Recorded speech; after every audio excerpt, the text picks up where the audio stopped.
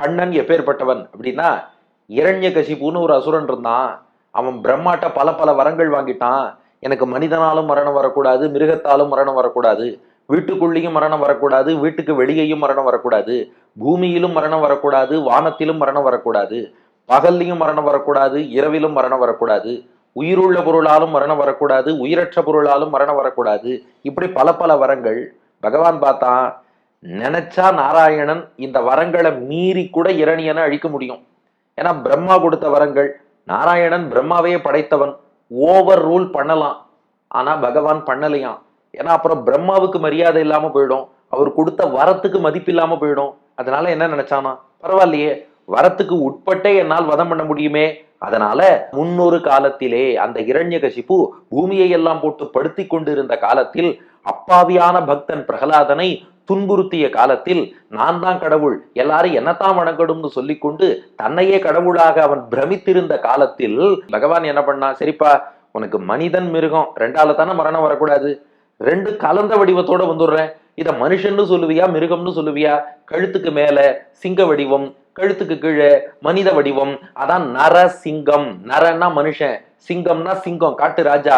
நரசிங்கம் அதாகி, கீழே நரம் மேல சிங்கம் என்று நரசிங்கம் அதாகி. அதாவது இது உபலட்சணம். இது போல மற்ற வரங்களுக்கும் பார்த்துக்கோங்க, பகல்லையும் கூடாது, இரவிலும் மரணம் கூடாதுன்னா, அப்ப சந்தியா காலத்துல வந்துட்டார். வீட்டுக்குள்ளேயும் மரணம் வரக்கூடாது, வீட்டுக்கு வெளியிலயும் மரணம் வரக்கூடாது, நிலப்படியில வச்சு முடிச்சுட்டார். பூமியிலையும் வரக்கூடாது, வானத்திலையும் வரக்கூடாது, மடியில வச்சு முடிச்சார். உயிருள்ள பொருளாலும் மரணம் கூடாது, உயிரற்ற பொருளாலும் கூடாது, நகத்தால கழிச்சு முடிச்சுட்டார். கொஞ்சம் கற்பனை பண்ணி பாருங்க, மனித உடலுக்கு மேல சிங்கத்தலைய ஒட்ட வச்சா இதுக்கு மேல அது ஒட்ட வச்சதுன்னு நல்லா தெரியுமா இல்லையா? அது இயற்கையான ஒரு சேர்த்தியாக இருக்காது.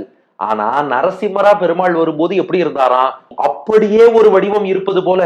ஓ, இது தனியா தலைய ஒட்ட வச்ச மாதிரியே தெரியலையே, அப்படியே ஒத்து போய்.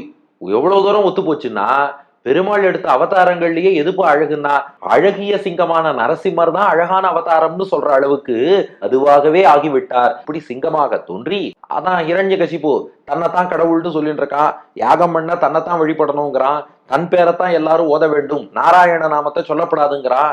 இப்படி எல்லாம் ஏதேதோ பெருமைகளோடு இருந்தா இல்லையா, இரணியனுடைய மொத்த மேன்மைகளையும் அழித்தொழித்து விட்டார். அதாவது இரணியனை மட்டும் அழிக்கல, அவன் என்னென்ன தப்பான சட்ட திட்டங்கள்லாம் ஏற்படுத்தி வச்சானோ அதை அத்தனையும் சேர்த்து அழித்து விட்டார் நரசிம்மர். இரணியனுக்கு ஏற்பட்டு இருந்த எல்லா மேன்மைகளையும் அழித்தொழித்து விட்டான் எம்பெருமான்.